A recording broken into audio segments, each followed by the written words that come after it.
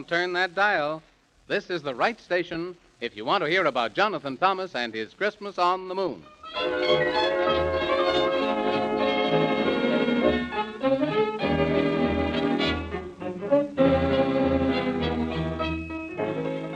Are all you kiddies as quiet as mice? You are? Well, now that's wonderfully nice.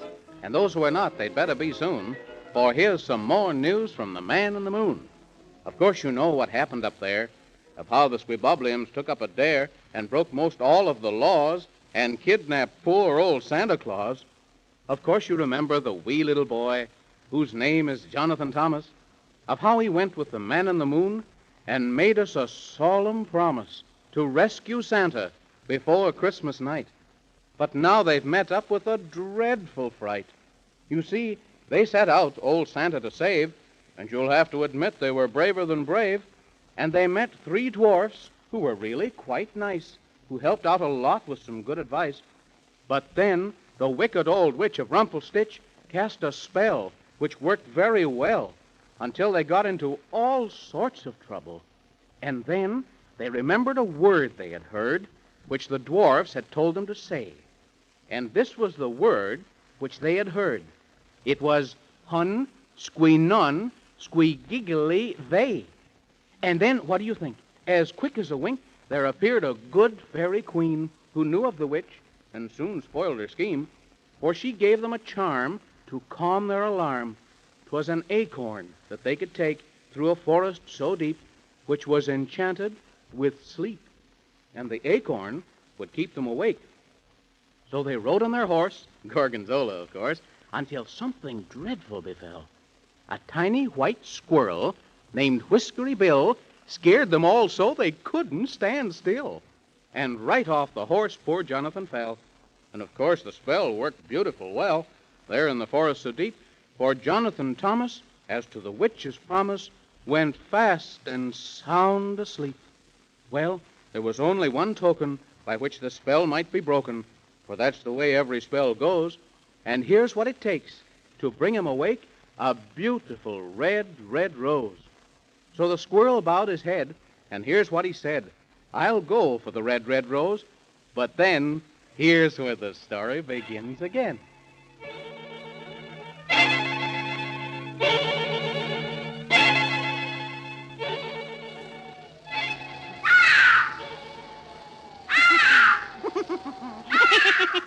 Oh, where am I? Who are you? Have you forgotten so soon my visit to you and the man in the moon? Oh, now I know who you are. You're the witch. Aha, forsooth, you speak the truth. I am the witch of Rumpelstitch.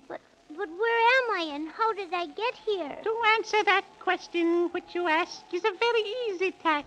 This is the slumber cave, both wide and deep, where bats and nightmares and evil things creep. But how did I get here? Aha! You came here in your sleep.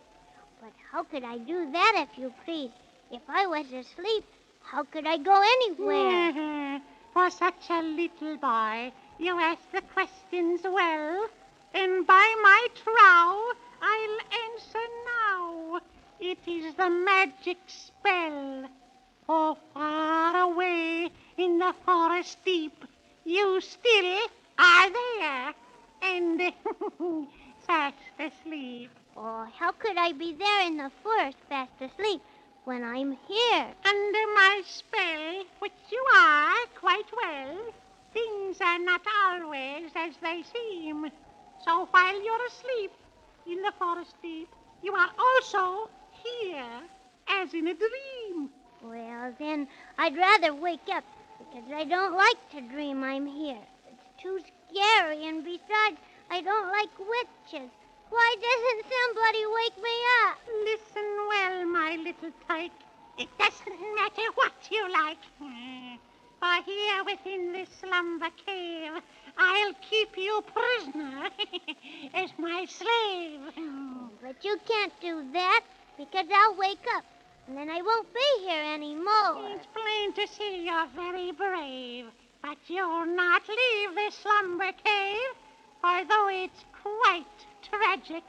Your sleep is quite magic, and all your sobs and cries and salty tears will not awake you for a million years. Oh, but I'll bet the man in the moon will wake me up, 'cause we have to go find Santa Claus in time for Christmas. Yes, he's trying hard, goodness knows, and is sent away for the red rose.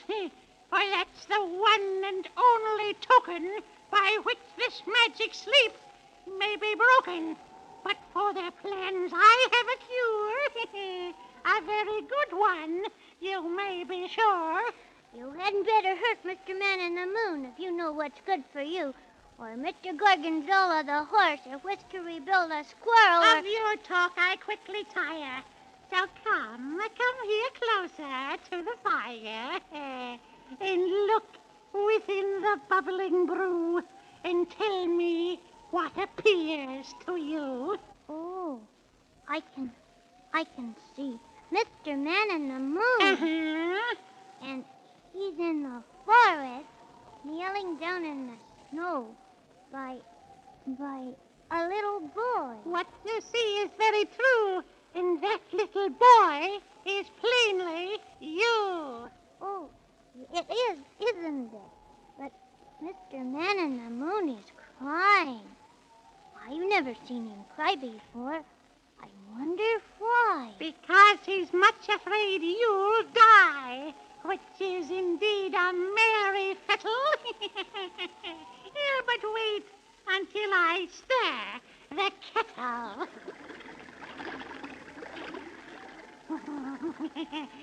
Now speak and tell to me what it is you plainly see. Oh, my goodness. It's Whiskery Bill, and he's running over the snow faster than 2 times 2. Of course he is, and all for you. But why, if you please, Mrs. Witch, where is he going? Far to the north where the cold wind blows, in quest of the magic red rose. 'Tis such a sorry pity, too, that he does it all for you. If he's going for me, then why is it a pity? Because I have a plan, and try to stop it if you can. I'll stop that pesky Whiskery Bill before he reaches yonder hill. For my magic mirror shows he'll never find a red rose. He'll never find a red rose.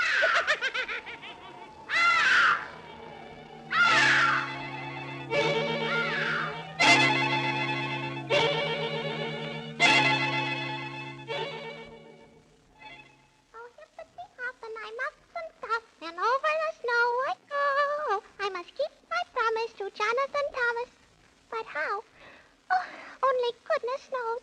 For I've run and I've run till I'm nearly done, and I can't find a red rose. Oh, Whiskery Bill. Oh, Whiskery Bill. Look here. I'm over this way. Jiminy crickets. And oh my goodness, if this isn't a happy day. I've run faster and further than anyone knows looking for you, dear Mrs. Rose. Hello. Hello. Will you kindly grow a beautiful red rose? Oh, my goodness, what a task. Do you quite realize what you asked? Yes, I do as much as you. But it means so very much. For if it didn't, I wouldn't have run as fast as I've done, and I wouldn't even ask you for such. Why? Because he'll die. Oh, please, Mrs. Rose, please help us out. Just one rose to take so that he can awaken, and so that I can keep my promise. You see, Mrs. Rose, it's not for me, but for poor little Jonathan Thomas. He lies asleep in the forest deep under the witch's spell, and everyone knows that only a rose can make him happy and well. Well, the season is late, as you know by the date, and we roses have gone to bed. I can't help worry about your story and all the things you've said. And I don't know if I could grow a rose in the color of red. Oh, please, Mrs. Rose. I'm on my knees. It's not so much that I ask. Oh, it's quite a task, and that's quite right. For I happen to know the only rose I could grow would not be red, but whiter than white. For I've run out of color. It didn't last. But you can get me some more if you will hurry real fast. Oh, can I? Really? Yes. Run as fast as you can go until you come to the long rainbow. And there you will find a tiny store where the colors are kept. And what's more, you'll have to ask the rainbow keeper for the best of his colors and not the cheaper. And now don't forget what I've said. You must bring back only the very best red. Yes, ma'am. Mrs. Rose, I won't forget. You are the kindest rose I ever met. Thank you, sir. And now, good luck on your way. Thank you, ma'am, and, good night.